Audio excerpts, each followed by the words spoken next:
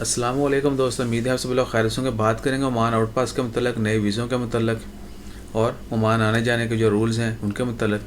तो finally night movement ban ख़त्म कर दिया गया है। स्कूल 1 नवंबर से ओपन हो जाएंगे और आउट पास के जो चांसेस हैं नवंबर में इंशाल्लाह खैर there will be a good news. लेकिन हमारी एक्सपेक्टेशन यही है कि 1 नवंबर को अनाउंस किए जाएंगे कि 1 नवंबर से अगले 1 या 2 वीक दिए जाएंगे या नवंबर की किसी भी डेट में अनाउंस किया जाएगा कि इतने दिनों के दौरान जितने भी एक्सपर्ट्स वापस जाना चाहते हैं, यानी मोस्टली वो लोग जो गैर कानूनी हैं, इधर उधर तरीक़ों से आए या इधर किसी वजह से इलीगल हो गए, बताका रिन्यू नहीं हो सका, वीज़ा नहीं लगा, उन लोगों को परमिशन मिल जाएगी, इजाज़त मिल जाएगी ओमान से वापस जाने के लिए। लेकिन क्या उनको हमेशा के लिए भेजा जाएगा या वो वापस आ सकेंगे, इसकी कह लें कि टर्म्स एंड कंडीशन अभी अनाउंस नहीं की गई, अभी शेयर नहीं की गई।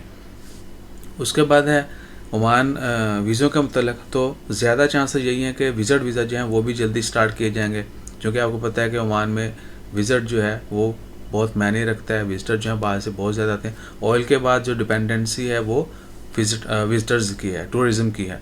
सो टूरिज़्म सेक्टर जीसीसी में आपको पता है कि ओपन करने के लिए बहुत दफ़ा पहले जीसीसी मालिक की गल्फ़ जो कॉपरेशन काउंसिल है उनकी मीटिंग हो चुकी हैं और ज़्यादातर मुल्कों ने यही कहा है कि स्लोली ओपन किया जाए टूरिज़्म, ताकि गल्फ़ में टूरिज़्म आना शुरू हो जाए। आपको पता है कि अभी सर्दियाँ एक्चुअली स्टार्ट हो जाएंगी गल्फ़ में।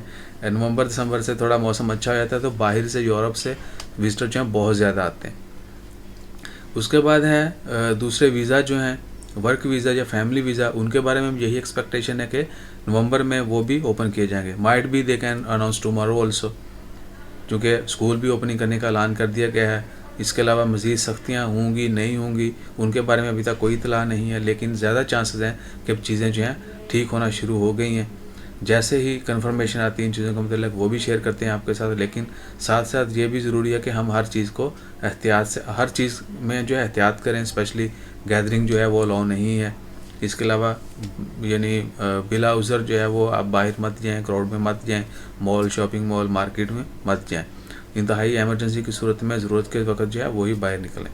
सो अपना ख्याल रखिएगा, दुआओं में याद रखिएगा। जज़ाकल्लाह, अल्लाह हाफ़िज़।